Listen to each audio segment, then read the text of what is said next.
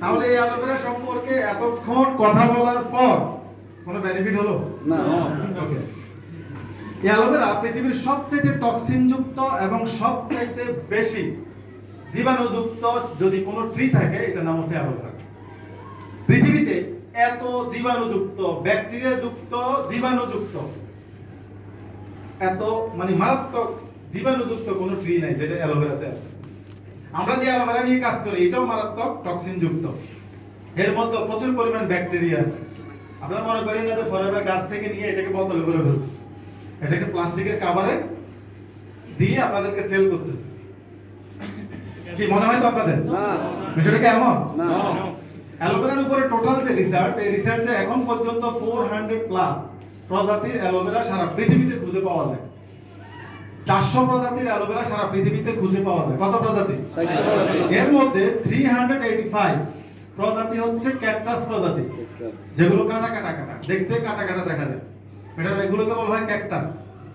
আর 15 প্রজাতি হচ্ছে লিলি প্রজাতি। লিলি, এই লিলি প্রজাতির মধ্যে সবচেয়ে উন্নত প্রজাতি বলতে যেটাকে বোঝায়, মানে সবচেয়ে বেশি পুষ্টি সমৃদ্ধ যেটা, এটার নাম অ্যালোবারবাডেন্সিস মিলা, যেটা নিয়ে ফরএভার লিভিং কাজ করে। এর মধ্যে হলুদ ফুল হয়। এটার বিশেষত্ব হচ্ছে এটাকে চাষ করতে হয় তাপমাত্রা যত বেশি রাখা যায়, অধিক তাপমাত্রায় চাষ করতে হয়। 29 থেকে 31 বা 32 ডিগ্রি তাপমাত্রায় অ্যালোবারবাডেন্সিস চাষ করতে হয়। এবং এটাকে কেটে সর্বোচ্চ 6 ঘন্টার মধ্যেই এই অ্যালোভেরা জুসে পরিণত করতে হয়। কয় ঘন্টা? আর আপনি বাজার থেকে যেটা খাচ্ছেন, প্রথম আমার প্রশ্ন হচ্ছে আপনি কি ওইটা 6 ঘন্টার মধ্যে পাচ্ছেন কিনা? পাওয়ার সুযোগ আছে?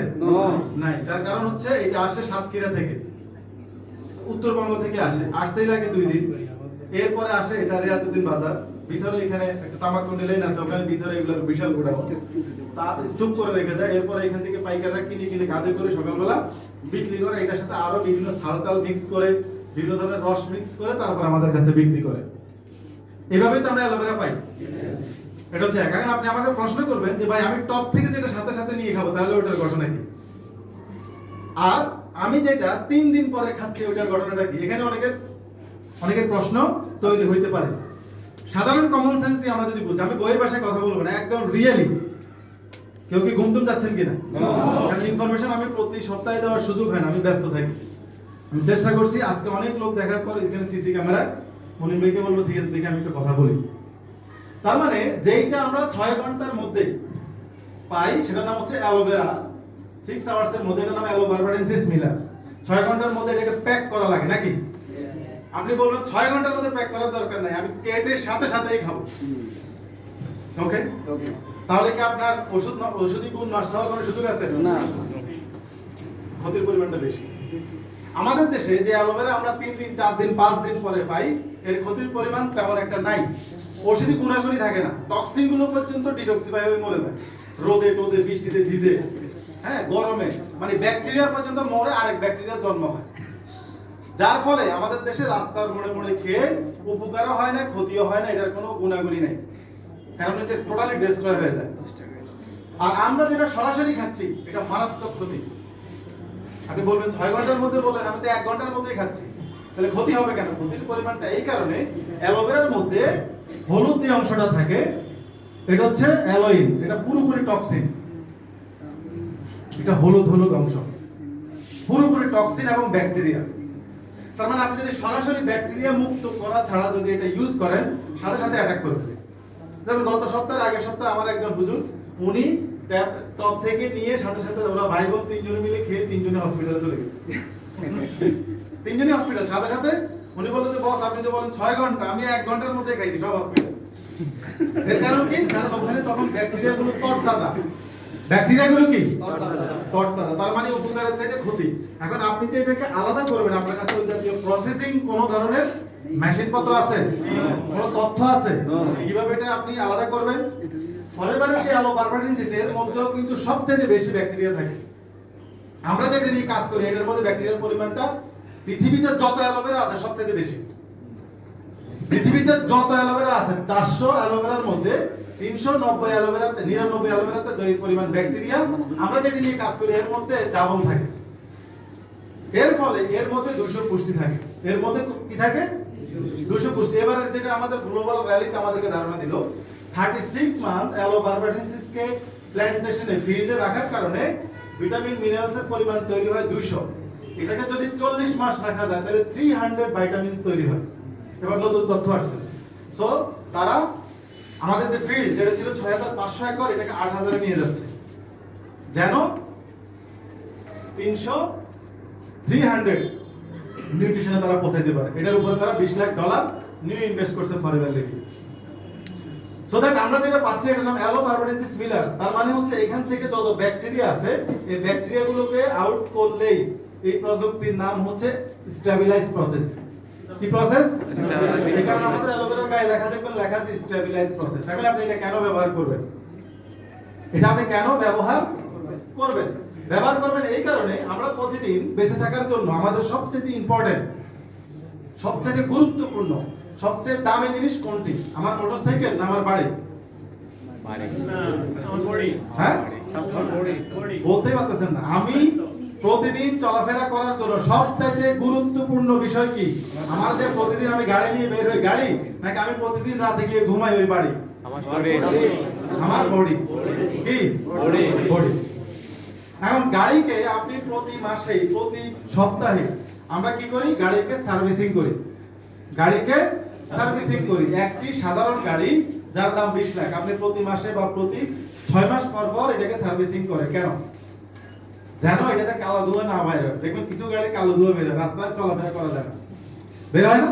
তার মানে তার মোবিল নষ্ট হয়ে গেছে, তার মোবিলটা ফুটতে ফুটতে কালো হয়ে গেছে, দেন এখন কালো ধোঁয়া বের হয়। বিষয়টা এমন না? এই যে ফ্রিডম নিয়ে কথা বললো যে জয়েন্টের ইনফেকশন, ফ্র্যাকচার হবে, এই হবে সেই হবে, তেল শুকিয়ে যাবে, কার্টিলেজ নষ্ট হয়ে যাবে, এই জন্য ফ্রিডম খান। এটা কেন বলা হচ্ছে? আমাদের বডিতে কি কোনো পুষ্টি তৈরি হয় না দিতে হয়? পুষ্টি সম্পর্কে তো আমাদের তেমন একটা ধারণা নাই। আমরা হচ্ছে খাওয়ার মধ্যে কম্পিটিশন চলে, বাট আমরা জানি না পুষ্টি কেন বডিতে দরকার। কারণ এই বডি ভালো রাখবে কে? অ্যালোভেরা। বডি কিন্তু অ্যালোভেরা ভালো রাখবে না।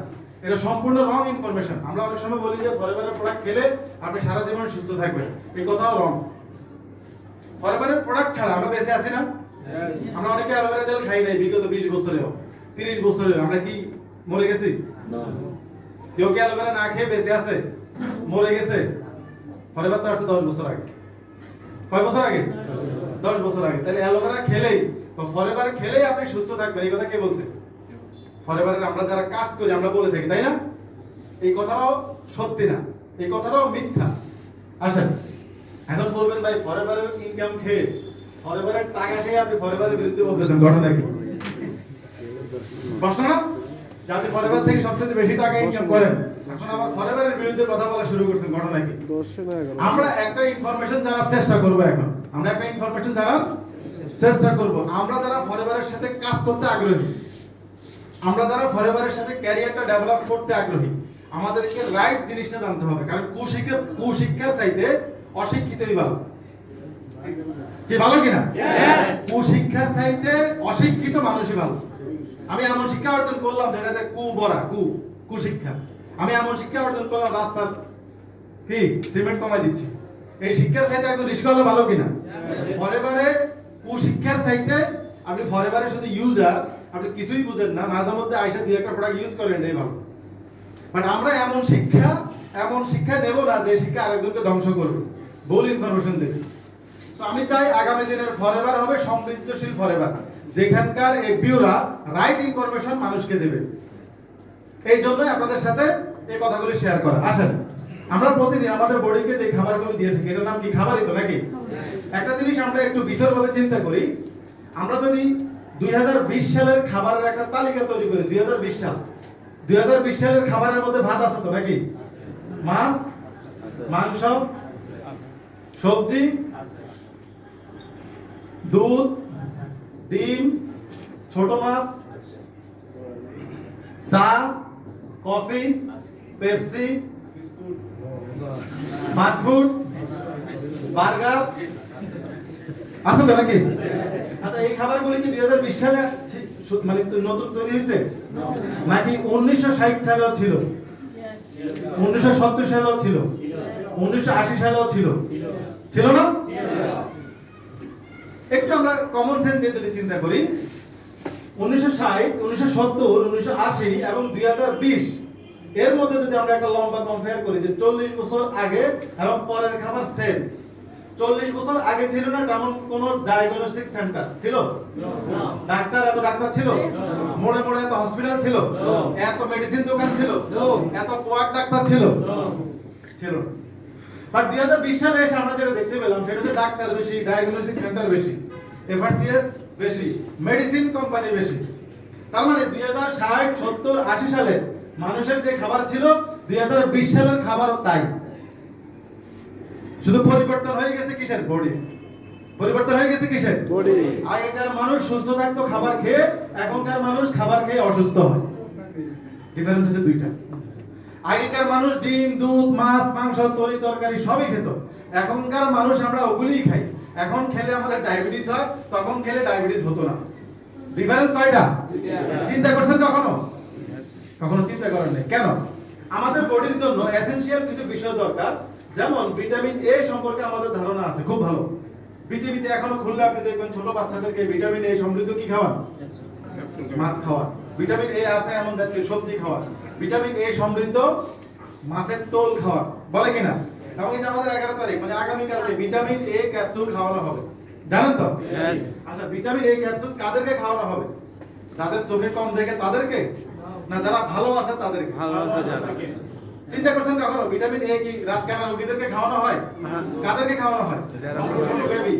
ছোট বেবি অলরেডি সে সুস্থ, তার এই সুস্থতা যেন আজীবন সুস্থ থাকে সেজন্য প্রোটেক্ট হিসেবে তাকে কি দেওয়া হচ্ছে? ভিটামিন এ দেওয়া হচ্ছে। আগে কিন্তু ভিটামিন এর প্রচলন ছিল না। 2060 এর আগে এত ভিটামিন এ ক্যাপসুল ছিল না। কেন ছিল না? কারণ আগে ভিটামিন এটা আসতো খাবার থেকে। খাবার থেকে কি? গাজর থেকে আসতো, কচু শাক থেকে আসতো, ছোট মাছ থেকে আসতো, কলিজা থেকে আসতো, মুরগির ডিম থেকে আসতো। এখন বলবেন ভাই এই খাবার তো এখন আমরা খাই, বাট স্টিল নাও ওই খাবার থেকে এখন আর আমরা ভিটামিন এ পাই না। বিষয়টা কি কখনো চিন্তা করছেন? তার মানে যে খাবারগুলি আগে খেলে মানুষ সুস্থ থাকতো, ডাক্তার, কবিরাজ, বৈদ্য এত কিছু ছিল না, বাট এখন ওই খাবারই আছে বাট আমরা পাই না। এবং গভর্নমেন্ট ক্যাম্পেইন করে আমাদেরকে উল্টো খাওয়ানো হচ্ছে প্রোটেক্টিং ভিটামিন এ। এরপরেও আমরা 30-35 বছরে এসে চোখে ঝাপসা দেখি। চিন্তা করছেন কখনো? তার মানে ফরএভার ভালো রাখবে না খাবার ভালো রাখবে? খাবার ভালো রাখবে যেই খাবারে থাকবে ভিটামিন এর পুরোপুরি উৎস। এখন আপনি যদি পুরোপুরি উৎস খাবার থেকে নিতে পারেন তাহলে ফরএভারের প্রোডাক্টের দরকার আছে নাই। কিন্তু আপনি গাজর থেকে যদি ভিটামিন এ নিতে পারেন, ছোট মাছ থেকে যদি ভিটামিন এ নিতে পারেন, কচু শাক থেকে যদি নিতে পারেন, তাহলে কি ভিটামিন এ এর জন্য ফরএভারের কোনো প্রোডাক্টের প্রয়োজন আছে? নাই। কিন্তু আমি এটাকে বিশ্বাস করি না। ফরএভারের প্রোডাক্টের প্রয়োজনই নাই যদি আপনি এই খাবারটাকে সমৃদ্ধ করতে পারেন। এখন এই খাবার কি সমৃদ্ধ আছে না নষ্ট হয়ে গেছে? নষ্ট হয়ে গেছে। কেন নষ্ট হলো? হাইব্রিড কেন আসলো? হাইব্রিড আসলো কেন? এই যে আমাদের অফিস এটা চেঞ্জ করলো কেন? জনবল বাড়ার কারণে, লোকবল বাড়ার কারণে। আগে ওই অফিসে আমাদের হলরুমে লোকের ধারণ ক্ষমতা ছিল 70 থেকে 80, এখন কত? এখন 150, এটাও ক্রস করবে। তার মানে এই অফিসে একসময় চেঞ্জ করা লাগবে। প্রযুক্তি মানুষ বৃদ্ধির কারণে, জমির পরিমাণ কমে যাওয়ার কারণে আমরা যে ফর্মুলাতে চলে আসতে বাধ্য হলাম। এটা কিন্তু আমরা বাধ্য হলাম, আমরা ইচ্ছাকৃত করি নাই। এই পৃথিবীর গবেষকরা এটাকে ইচ্ছাকৃত করে নাই, এটা হচ্ছে বাধ্য হলাম আমরা। Vitamin A B C D নষ্ট করে আমরা চলে আসলাম সরাসরি কোথায়? হাইব্রিডে। ভিটামিন এ তখন চিন্তা করার সময় নেই। গাজর 60 দিনে বড় করব এই টেনশন আর এখন বিশেষজ্ঞদের মাথায় নাই। ফার্মের মুরগি 23 দিনে 2 কেজি করতে হবে, এখন মাথায় হচ্ছে এইটা। এখন আর ভিটামিন এর টেনশন নিলে খাবার আপনি খাইতে পারবেন না, উপবাস থাকতে হবে। ওই আগেকার মানুষ যুদ্ধের পরে উপবাস ছিল না, ছাতু খাইতো, রুটি একটারে 6 জন মিলে খাইতো, তাহলে তো ঘটনা এটাই করতো। তার মানে প্রযুক্তি আমাদেরকে যেখানে নিয়ে আসছে বাধ্য করছে আমাদেরকে খাবারে যাই থাকুক না কেন পদ্ধতি হচ্ছে হাইব্রিড, খাবারের অভাব থাকতে পারবে না। যার কারণে ভিটামিন এ সমৃদ্ধ খাবার খেলেও আমরা এখন আর ভিটামিন এ নিতে পারি না। বিষয়টা কি বুঝাতে পারছি? ফরএভারের প্রোডাক্ট তো আপনি চাউল না কিনে নিয়ে যাবেন যদি আপনি বুঝেন। অ্যালোভেরা জেল 1674 টাকা, কেন এটা 2500 টাকা হলে আপনার লাগবে। কারণ যেই খাবার থেকে আপনি প্রোটেক্টিভ ভিটামিন এ পাওয়ার কথা এটা এখন আর আমরা যেহেতু পাচ্ছি না, তাহলে আপনি এটা নেবেন কোথা থেকে? ভিটামিন এ ক্যাপসুল তো আর আমাকে খাওয়ানো হবে না এখন। আমার বয়স অনুযায়ী আমাকে কি এখন খাওয়ানো হবে? আমি যদি হা করে থাকি গিয়ে ভাই একটা খাওয়াও না, ঘুষ দিলেও খাওয়াবে না। কারণ সে জানে ভিটামিন এ ছোট বাচ্চার জন্য, যে হেলদি তার জন্য, যে সুস্থ আছে তার জন্য। এখন আমি যদি আমার নানিরে নিয়ে যাই, আমার নানি 2 চোখে 2000 পাওয়ারের চশমা পরে, ভাই একটা ভিটামিন এ ক্যাপসুল খাওয়াও না। এই ক্যাপসুল কি তখন আর ওনার চোখের কোনো ইমপ্রুভমেন্ট তৈরি করবে? তার মানে প্রোটেকশন দেওয়া জরুরি নাকি রোগ হওয়ার পর মেডিসিন খাওয়া জরুরি? বারবার আপনাকে বলতেছে যদি আপনি খাবার থেকে নিতে পারেন ওয়েল, যদি নিতে না পারেন তাহলে প্রোটেকশন দেওয়ার জন্যই অ্যালোভেরা, যার মধ্যে 200 পুষ্টি আছে, যেটা 170টা শাকসবজিতে পাওয়া যায়। তার মানে 170 থেকে 80টা শাকসবজিতে যে ভিটামিন মিনারেলস গুলো পাওয়া যায়, সেটা আল্লাহ পাক এই আলো বারবারিসিসের মধ্যে দিয়ে দিয়েছে, যেটা ফরএভার লিভিং সংরক্ষণ করছে।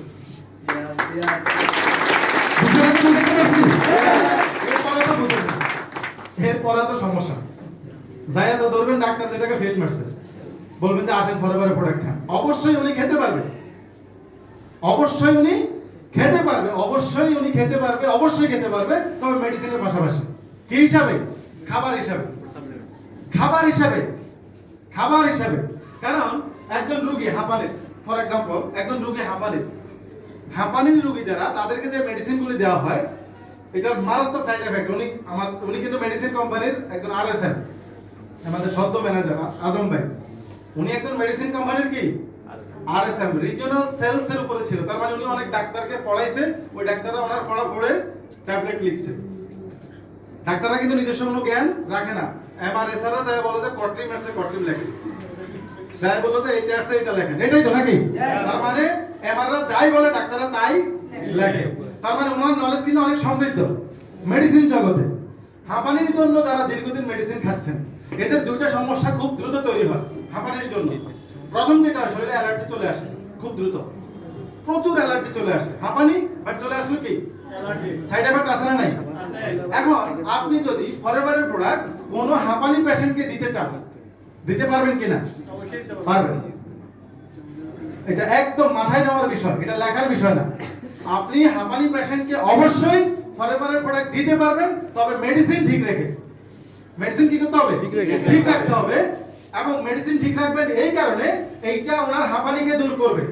আর ফরএভারের প্রোডাক্ট, ওনার যে খাবারগুলি, এই খাবারগুলিতে তো ভিটামিন এ টোটালি নাই, বরং কেমিক্যাল ঢোকার কারণে ওনার বডিতে যে মেডিসিন প্রতিদিন ঢুকে, ওই মেডিসিন ভালোভাবে অ্যাবজর্ব হয় না, বডিতে কাজ করে না। দেখবেন আপনি যাদের অ্যালার্জির সমস্যা, তাদেরকে যখন অ্যালার্জির মেডিসিন দেওয়া হয় 3 দিন ঘুমায় না কেন? তার ইমিউনিটি সিস্টেমটা এটাকে অ্যালার্জির যে মেডিসিন এটা নষ্ট করে দেয়, দেন এবার শুধু ওনার ঘুমিয়ে আসে। এটাকে যেন প্রোটেকশন দিতে পারে, এটা যেন বডিতে ভালো কাজ করতে পারে, সেই জন্য আপনি মূলত নিউট্রিশনগুলি দিবেন। তাহলে আপনাকে মেডিসিন ছাড়া বা বলার বা মেডিসিন ছেড়ে দিয়ে ফরএভারের প্রোডাক্ট ইউজ করার বলার কি কোনো এখতিয়ার আছে? নাই। তার মানে মেডিসিন ইউজ করবে, খাবার থেকে ওনার naturally vitamin A B C D যা দরকার, এটা উনি যেহেতু পাচ্ছে না, সেই জন্য ফরএভার লিভিং প্রোডাক্ট। যদি পায় তাহলে কি ফরএভারের প্রোডাক্টের দরকার আছে? নাই। এর কারণে 2020 সালের মানুষ খাবার খেয়ে অসুস্থ, 1960 সালের মানুষ ছিল সুস্থ। বিষয়টা কি বুঝাতে পারছি? ফরএভারের প্রোডাক্ট কেন, এটা কি বুঝছেন এখন? আর কি বোঝানোর দরকার আছে? নাই। তার মানে আমাদের কাছে কিছু ভুল মেসেজ আছে। কয়টা ওষুধ কোম্পানি বলে যে এখানে আমেরিকান ওষুধ বিক্রি হয়, বলে যে আমেরিকান ডাক্তার আছে, বলে যে আমেরিকান আজকে ডাক্তার আসবে, অনেকেই এইভাবে বলে আপনারা রোগীকে নিয়ে আসেন, আনেন কিনা? আসছেন, ভালো কথা। সবাই তো সুস্থ নাকি? সুস্থ না, আমি কেন তো সবাইকে। আপনি যেন অসুস্থ না হন, এই জন্য ফরএভারের প্রোডাক্ট। আপনার বডিতে যেন কোন ধরনের ডায়াবেটিসের জার্ম তৈরি না হয়, আপনার যেন হরমোন ইমব্যালেন্স না হয়, আপনার যেন হার্ট ডিজিজ না হয়, আপনার যেন ওয়েটটা ওভার না হয়, এই জন্য ফরএভার লিভিং প্রোডাক্ট। ক্লিয়ার? ওকে। তার মানে অ্যালোভেরা জেল যেই কারণে আপনি ব্যবহার করবেন। এখন আপনি বলবেন ভাই তাহলে কি খাবার ছেড়ে দেব? খাবারে যেহেতু কিছুই নেই, তাহলে খাবার খেয়ে লাভ কি? অ্যাকচুয়ালি আসলে খাবার থেকে যে পরিমাণ নিউট্রিশন আমাদের পাওয়ার কথা, এই পরিমাণ নিউট্রিশন আমরা পাই না, বরং যেটা বেশি পাচ্ছে সেটা হচ্ছে বিষ, কেমিক্যাল পাচ্ছি, টক্সিন পাচ্ছি, ফ্যাট পাচ্ছি, কেমিক্যালের জার। তার মানে আপনি পাউরুটি খেলেন, দেখতে খুব সুন্দর, পাউরুটি কোন কোম্পানি বানাইছে? অনেক ভালো কোম্পানি, নিয়ে গেলেন খেলেন, বাট আপনি একবারও চিন্তা করে দেখেন এই পাউরুটির উপাদানটা কি? পাউরুটির উপাদান কি? চিনি। পাউরুটির উপাদান কি? ইস্ট। পাউরুটির উপাদান কি? ময়দা। ময়দা আছে কিনা আল্লাহই ভালো জানে, ময়দা এখন আর থাকে না, সব হচ্ছে ভুট্টার গুঁড়া। এই যে এটা দিয়ে আপনি ব্রেড নিলেন বাসায়, ব্রেড নেওয়ার পরে এটা আপনি খেলেন, আপনি চিন্তা করলেন না ভাই ভাত খাবো না, ব্রেড খাবো। এবার আপনি ব্রেড খাওয়া শুরু করলেন, এর থেকে ভাতই ভালো ছিল, কারণ ভাতে শর্করা, কিন্তু ব্রেডের মধ্যে শর্করাও আছে, কেমিক্যালও আছে, দুইটাই আছে তো নাকি? আপনি চিন্তা করলেন না ভাই আজ থেকে আর শুধু বিস্কিটই খাবো, বলেন আজকে থেকে আর কোনো কিছুই খাবো না, শুধু বিস্কিট খাবো, ভালো ভালো ব্র্যান্ডের বিস্কিট খাবো। আছে বিস্কিটে কি চিনি নাই? চিনির মধ্যে কি আছে? কেমিক্যাল। এই কেমিক্যালের নাম কি জানেন? সোডিয়াম সাইক্লাইমেট। এটা ঘন চিনি, আর এটাও তো আপনার বডিতে প্রতিদিন ঢুকতেছে। আর বিস্কিটের দাম 60 টাকা। কয় টাকা? 60 টাকা। আমাদের গত 6 মাস আগের চিনির যে রিপোর্ট হচ্ছে, যদি কোনো মানুষের বডিতে কন্টিনিউ চিনি ঢুকে তার দুইটা সমস্যা দ্রুত তৈরি হবে। নাম্বার 1, মহিলা যদি হয় মোটা হয়ে যাবে, ফুলে যাবে, মেটাবলিজম তৈরি হবে। নাম্বার 2, ওই মহিলারই ওভারিয়ান সিস্টের সমস্যা হবে, জরায়ু ইনফেকশন হবে, টিউমার হবে। এটা হচ্ছে চিনির মহিলাদের ক্ষেত্রে দুইটা অ্যাকশন। আর পুরুষদের ক্ষেত্রে অ্যাকশন হচ্ছে পোস্টার এনলার্জ হবে, এবং পুরুষদের চুল, নাক, কান এগুলো আস্তে আস্তে নষ্ট হয়ে যাবে। এমন এটাই হচ্ছে। আর ওই চিনি আমরা কিন্তু চায়ের সাথে অনেকে চিনি খাই না, বলে না বিস্কিট খাবো, এটা ভালো। তো বিস্কিটেও চিনি, আপনি পাউরুটি খাচ্ছেন ওখানেও চিনি, কি চিনি তো নাকি? আপনি চিন্তা করলেন বিস্কিটও খাবো না, চাও খাবো না, আজকে থেকে পরোটা খাবো, পরোটার মধ্যেও চিনি, চিনি তো নাকি? তার মানে আমরা বিভিন্ন উপায়ে আমাদের বডিতে কি দিচ্ছি? কেমিক্যাল দিচ্ছি। এই কেমিক্যাল গুলো না নেওয়া অপরাধ, আপনাকে নিতেই হবে। আমি শ্বশুর বাড়িতে গেলাম, 3 প্লেট দিল বিরিয়ানি, না খেয়ে পারবো? গেলাম দোস্তের বাসায়, 10 প্লেট খাবার দিল, না খেয়ে পারবো? গেলাম কোনো রাজনৈতিক অনুষ্ঠানে, খাওয়ার পরে দেখলাম যে হুলস্থুল খাবার, না খেয়ে পারবো? গেলাম ফরেভারের প্রোগ্রামে 600 থেকে 700 আইটেম খাবার, না খেয়ে পারবো? এই জন্য ফরেভার আমাদেরকে গ্লোবাল ভ্যালিতে 1 পিস অ্যালোভেরা জেল দিয়ে দিয়েছে। কেন? আপনি সারাদিন যে বিষক্রিয়া বিষযুক্ত খাবারগুলি খাবেন, প্রতিদিন সকালে 60 ml অ্যালোভেরা জুস পান করবেন, সারা দিনের খাবার থেকে আপনার বডিতে যত টক্সিন কেমিক্যাল ঢুকবে এটাকে ক্লিয়ার করবে হচ্ছে অ্যালোভেরা জেল। এই জন্য বলতে অ্যালোভেরা জেল। অ্যালোভেরা জেলকে আপনারা যেভাবে ট্রিট করা শুরু করছেন, মেডিসিন 1 ফাইলে যথেষ্ট, 6 ফাইলে লাগবে না, 18 ফাইলে ভালো হয়ে যাবে, এটা কিন্তু না। অ্যালোভেরা জেল হচ্ছে প্রতিদিন আমার খাবারের বিষাক্ত রসগুলোকে বডি থেকে সকালবেলা একবার বের করবে, এটার নাম অ্যালোভেরা জেল। বিষয়টা কি বুঝতে পারছি? এবার অ্যালোভেরা নেকটার আমি আবার রিভিউ করি। অ্যালোভেরা নেকটারের মধ্যে অ্যালোভেরা জেলের পরিমাণ হচ্ছে 80%। কত পার্সেন্ট? 80% অ্যালোভেরা জেল, বাকি 2% 20% হচ্ছে ক্র্যানবেরি এবং অ্যাপেল। অ্যাপেল এবং ক্র্যানবেরি এই দুটাকে বলা হয় ফ্রুটসের কিং। এই দুটার কাজ হচ্ছে বডিকে অ্যান্টিঅক্সিডেন্ট করা, বডির গঠনটাকে ঠিক রাখা, ভাইটালিটিটাকে ঠিক রাখা। এখন এটা কিডনি এবং ইউরিনারি ফাংশনে কেন কাজ করে? এটা কিডনি ক্লিনজিং এর জন্য বিখ্যাত হচ্ছে অ্যাপেল এবং ক্র্যানবেরি। কিডনিকে ছেঁকে দিবে, লিভারকে ফ্রেশ করবে হচ্ছে অ্যাপেল। আচ্ছা, অ্যাপেল কি আমরা বাজার থেকে খাই না? তাহলে কেন 1674 টাকা দিয়ে আবার অ্যালোভেরা নেকটার অ্যাপেলই খাই নাকি? আপনি অ্যাপেল খাওয়ার আগে অ্যাপেল টেস্ট করা জরুরি কিনা? অ্যাপেল আপনি আজকে কিনবেন, আজকে তারিখ হচ্ছে 10, আগামী মাসের 10 তারিখ পর্যন্ত যদি এই অ্যাপেল থেকে যায় তাহলে এই অ্যাপেল কি খাওয়া যাবে?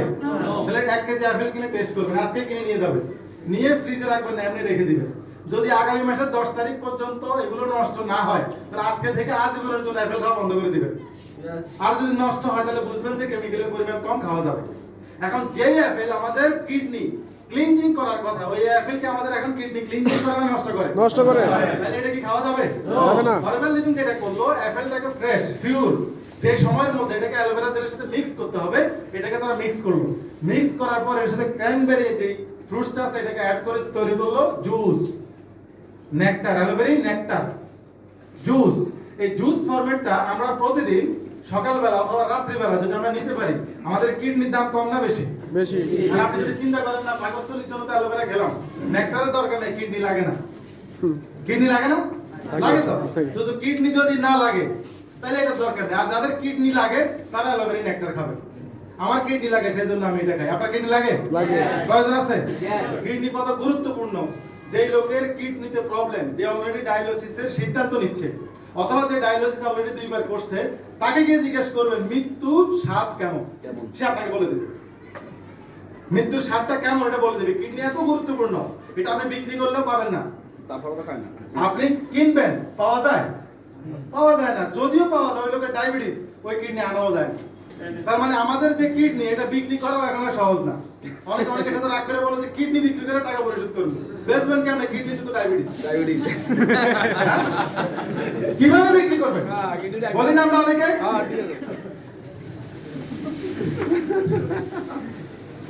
কিডনি বিক্রি করে তো ঋণ পরিশোধ করতে পারবে না। এই কিডনি তো ভালো রাখা যাবে নাকি?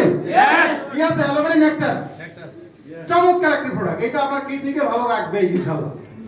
এবং এটার একবার জলজান্ত প্রমাণ হচ্ছে আমার বাবা এবং মা। আমার বাবার 18টা পাথর বডি থেকে মানে কিডনি থেকে বের করছে অ্যালোভেরা নেকটার। আমি যেগুলো একদিন দেখাবো আপনাদেরকে।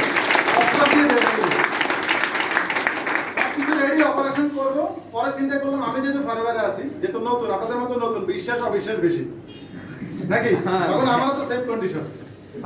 টাকা যদি নষ্ট হয় বড় নাকি। এরপরে কিছু লোকের সাথে পরামর্শ করে অ্যালোভেরা নেকটার ডেইলি এক পিস করে দিছি। ডেইলি এক পিস সকালে দুপুরে বিকাল, বলছি তো যতক্ষণ মন চায় তত খাইতে থাকবে। আর যেহেতু একটু টেস্টি, যা মন চায় তাই খা। তো 17 দিনে 17টা খাওয়ার পর 18 দিনের মাথায় উনি প্রস্রাব করতে গিয়ে অনেক ব্যথা হচ্ছে। আমাকে ফোন দিল যে আমার তো এটা খেয়ে মনে হয় এখন প্রস্রাবে আরো ব্যথা বেশি হচ্ছে। আমি বললাম আপনি অবশ্যই এমন জায়গায় প্রস্রাব করবেন যেখানে একটা কি দিবেন, প্লাস্টিক দিবেন, সাদা প্লাস্টিক, কারণ এটা পরীক্ষা করতে হবে। পরে উনি সাদা প্লাস্টিকে যখন প্রথম প্রস্রাব করলো একটা বের হলো। প্রথমটা কিন্তু অনেক কষ্ট হয়েছে, যেহেতু বড় ছিল। এরপর ওই দিন বের হলো 4 থেকে 5টা, এগুলো এখনো কোটায় রেখে দিছি আমি। 18 থেকে 19টা পাথর বেরিয়েছে অ্যালোভেরা নেকটার কি। এটা অস্বাভাবিক একটি টেস্টিমনি।